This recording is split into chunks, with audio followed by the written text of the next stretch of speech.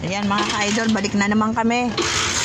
May bagong daan kami ngayon. Eto, unahin natin ang pag-partner shout out. Isang hikers, isang bossing. Ayan. Oh, alam ba ni Tito mo? Alam ba yung daan? Alam mo pa daan? Kilabigan ko eh, di ba? Hindi, kilabigan doon pa eh. Yeah. Dito yung nanay ni Jane dito. Ay, hindi ko alam yun. Dito sila nakatira.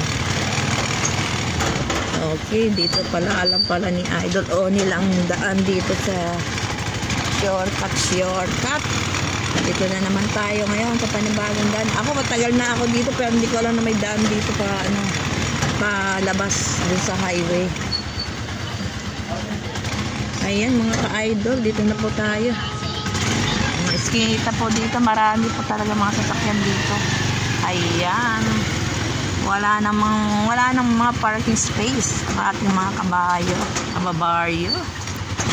Ay dito medyo maluwag kasi wala medyo sasakyan. Pero dito sa mga gilid-gilid na to, wala silang space.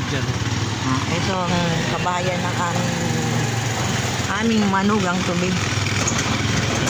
Ayan mga ka-idol, let's go. Ito po ang shortcut.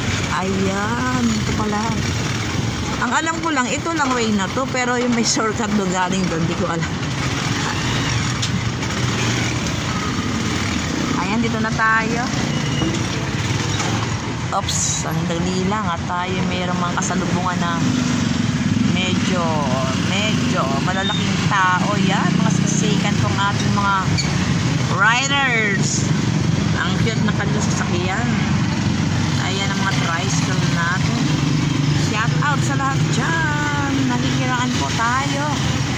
Ayan po, dito na tayo. Thanks for watching my vlogs. And please subscribe and click the bell button for more updates.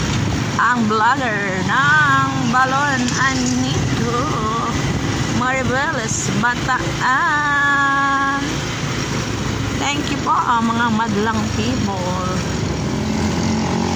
At maraming salamat sa magla-like and mag-share.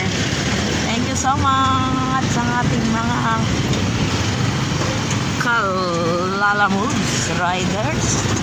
Ayan po ang ating Chuson. God bless po and keep watching my vlogs. Thank you.